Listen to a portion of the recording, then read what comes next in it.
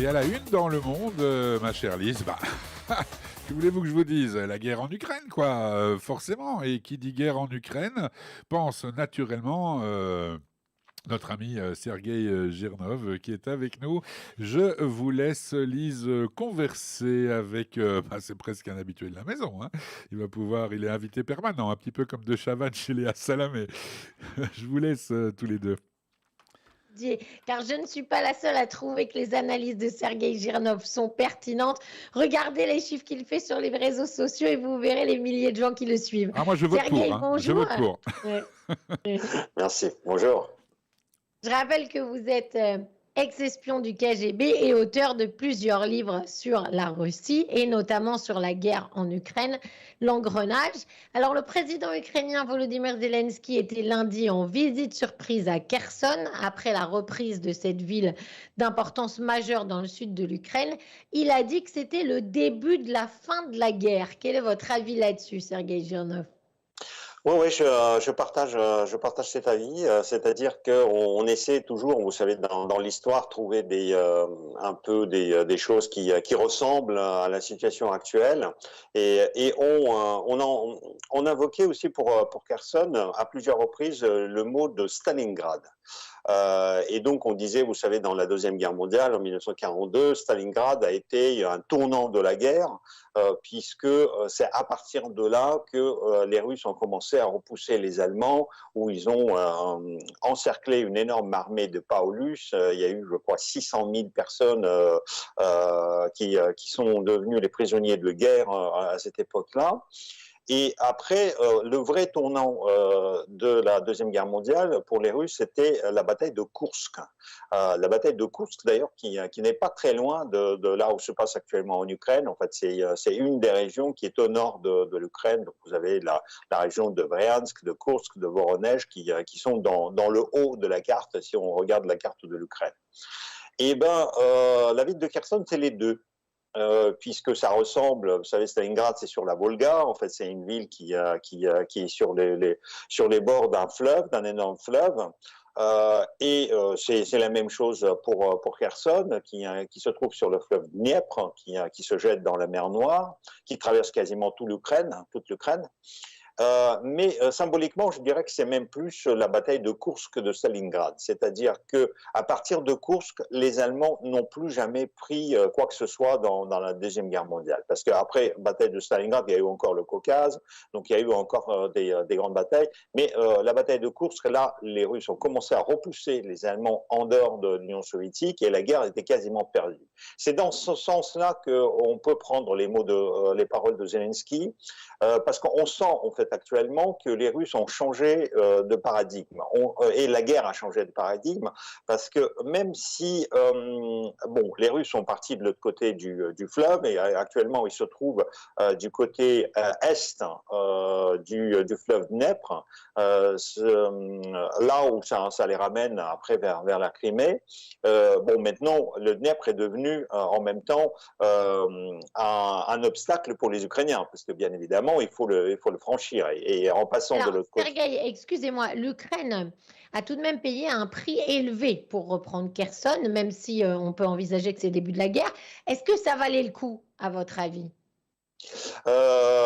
D'abord, poser la question aux Ukrainiens et vous répondons bien sûr que oui, hein, parce que vous savez, quand les gens défendent leur territoire, défendent leur nation et leur pays, le prix, c'est le prix de liberté, en fait, et le prix, ils sont prêts à payer beaucoup plus que ça. Ça, c'est la première chose. La deuxième chose, si on peut comparer, ça, c'est quelque chose qui me plaît pas de comparer les pertes, mais bien évidemment, ça n'a rien à voir avec Mariupol, parce que Mariupol, les Russes ont massacré entre 20 et on dit même jusqu'à 100 000 morts dans les civils, dans les civils et dans les militaires, tandis que en fait Kherson a été rendu par les Russes. Il y a eu des batailles pour la région de Kherson autour, pour la poche de Kherson, mais en fait ces 8000 kilomètres ont été rendus par les Russes quasiment sans faire la bataille pour la ville. Et c'est ce qu'on craignait, parce que vous savez, les villes, c'est très difficile à prendre au niveau militaire, et donc ça pouvait supposer beaucoup de pertes, parce qu'en plus, quand vous êtes dans la défensive, vous perdez 3 fois moins en général, et donc c'est jusque maintenant, les Ukrainiens avaient parfois disons la priorité militaire, parce que justement c'est les Russes qui attaquaient et c'est les Ukrainiens qui défendaient, donc ils perdaient déjà moins. Et là, ils ont changé de paradigme, ils ont changé de rôle. Maintenant, c'est les Ukrainiens qui attaquent, donc on craignait qu'il y aurait des pertes, y compris aussi parmi la population civile. Et bien, les Russes, tout simplement, ont rendu la ville sans bataille.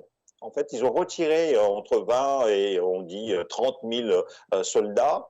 Voilà. Après, ils ont fait l'évacuation des civils on se pose les questions, hein, parce que en fait, les Russes ont disparu de la ville sans qu'on les remarque. Donc, Oui, justement, hier, on a arrêté, enfin, les services ukrainiens de sécurité ont arrêté un militaire russe déguisé en civil, et les habitants de la ville disent qu'ils ont peur que les sympathisants pro-russes soient toujours, en fait, dans Kherson, cachés. Mais je ne comprends pas très bien à quoi ça sert, Sergueï, expliquez-nous, c'est pour tuer des civils supplémentaires qu'ils seraient là?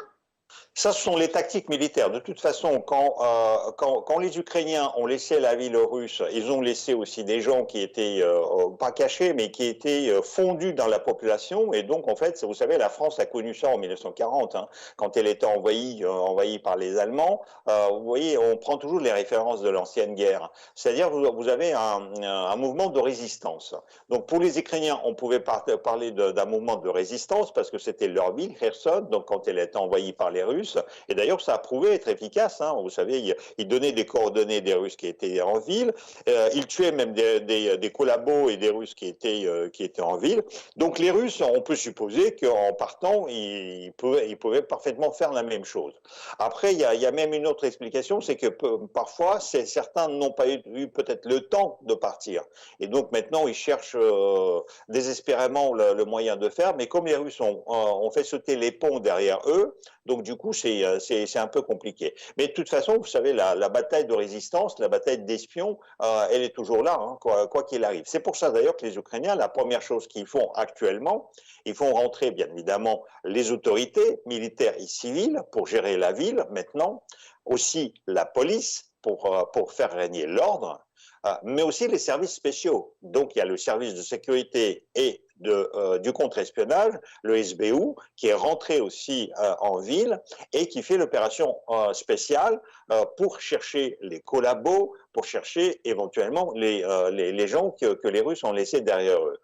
C'est quelque chose qui est dangereux, peut être dangereux, parce que vous savez, pendant la guerre, il y a toujours les mauvais côtés des gens qui ressortent, et vous pouvez avoir des conflits de voisinage, et bon, le voisin, il peut dire, ah, vous savez, aux Ukrainiens, mon voisin, il est salaud, il a collaboré avec les Russes, et tout ça pour récupérer un lopin de terre sur lequel on se dispute depuis 20 ans, pour récupérer sa femme qu'on aime, et qui, vous savez, faut se méfier, ou le bouc qu'on aimerait avoir de son voisin. Mais c'est pour vous dire que le travail des services ukrainiens va être compliqué. Après, il y a le service de déminage, parce que les Russes ont miné énormément d'objets, ont miné des terrains, ont laissé aussi, il y a eu des obus aussi, vous savez, quand on bombarde la ville, il y a les obus qui n'éclatent pas. En France, on les retrouve sur la côte normande tous les ans, jusqu'à maintenant. Hein, de temps en temps, vous entendez. Alors, la plage. Malgré cette victoire, Sergueï, le secrétaire général de l'OTAN hier, Jens Stoltenberg, a dit « Les mois à venir vont être difficiles pour l'Ukraine. Nous ne devons pas commettre l'erreur de sous-estimer la Russie. » Je pense que vous êtes d'accord.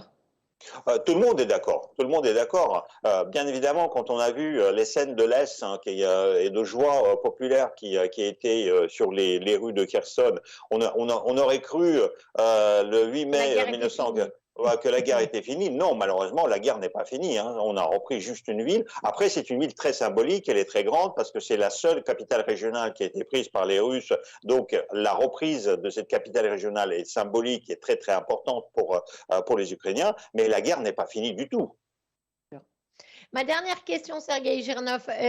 Vladimir Poutine a félicité Benjamin Netanyahou pour son élection et même fait un discours en disant que c'était bien d'avoir de nouveau en Israël un chef de gouvernement avec lequel il partageait plus de choses. Est-ce que, sachant qu'en ce moment l'atmosphère entre Moscou et Jérusalem était vraiment tendue, est-ce que ça va améliorer les choses? Une relation personnelle compte dans les relations internationales. Et donc, effectivement, on disait que la relation entre Poutine et Netanyahou était assez chaleureuse. Et ça peut desservir l'Ukraine et ça peut servir la relation russe. Après, vous savez, à mon avis, les drones iraniens et les missiles iraniens vont peser lourd dans cette relation.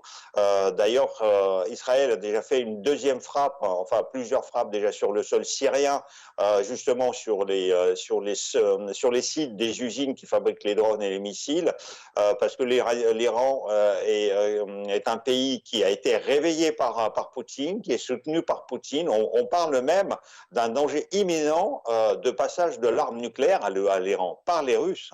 Et donc, à mon avis, Netanyahou aura quand même du mal à peser les pour et les contre. Est-ce que il sait vous savez très bien que le sourire de Poutine ne vaut rien.